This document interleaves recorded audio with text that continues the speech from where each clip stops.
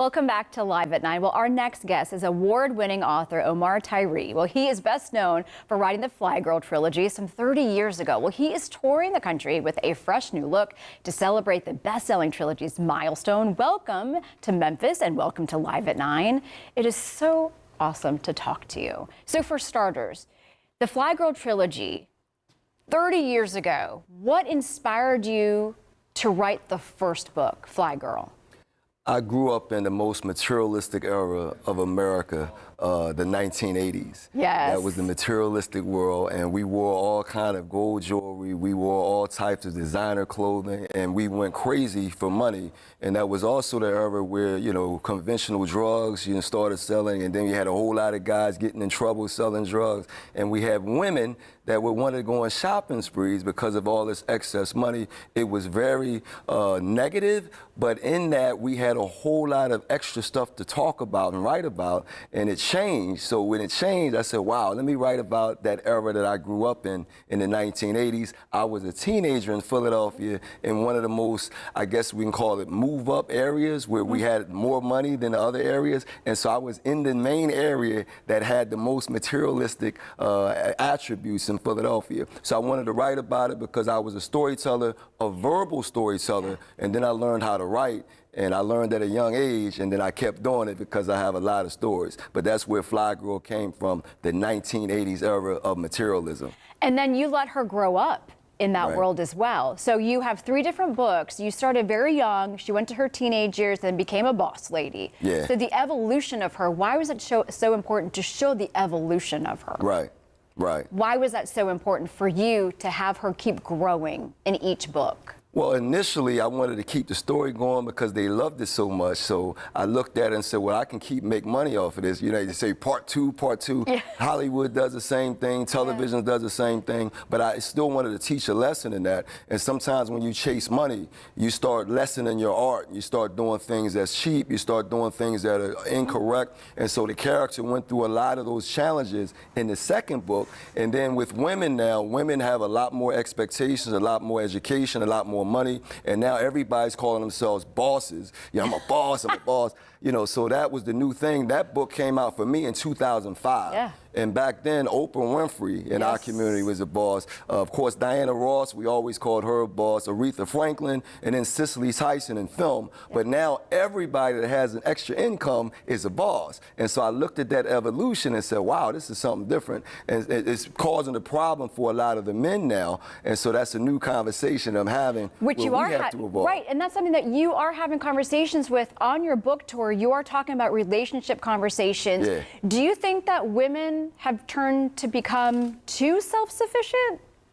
Yes, we have to say it because I joke now about, you know, family reunions, and right now women are asking their daughters if you would like to do so-and-so, and they say no. And so now you have young women who are not participating in anything that they don't want to do. I didn't have that option when I was a kid.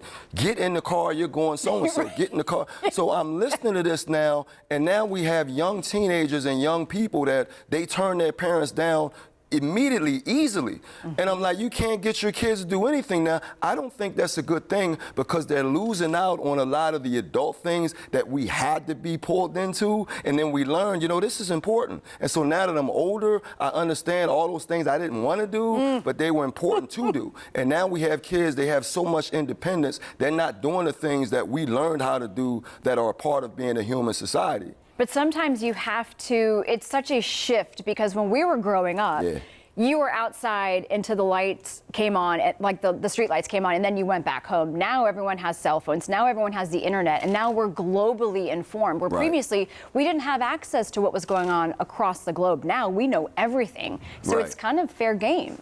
Right. Right? Okay, so tell me this. When you first started out in all of this, you self-published first. Right. How hard was that? It wasn't hard for me. Really? I wasn't thinking about it, Okay. so you just do it. And I have a Yeah. lot of energy, a lot of determination, a lot of commitment to what I'm doing. And then I'm from Philadelphia, Yeah. and that's a hustle city. Yes. And so I was like, books for sale, books for sale. I didn't care. And at that time, if you turned me down, I went to the next person. I didn't care. I got to make my money back. You know, people gave me money to put these books out, and then I'm always traveling and whatnot. So I was going up and down the East Coast. I went to a lot of expo events. You buy a table for $200. Every person that walked past me, I'm trying to sell a book. And so it's not time for be shy and bashful. No. You have to sell what you have. And so I didn't even feel it. When you're young and you're just energized, you don't feel it. Now I'm older, I feel it, but I still have that same energy, so I'll still do it. But when people ask me how hard it was, the hard part was getting publicity. Yes. You know, getting the interviews and the radio. Now it's hard again because of social media, where they push you to social media, where I can't, you know, You do entertain. great on social media. Yeah, I'm You're on social media, yeah, I but see you on now social it's like media. if you don't have a specific group, like if I come to Memphis, if I don't have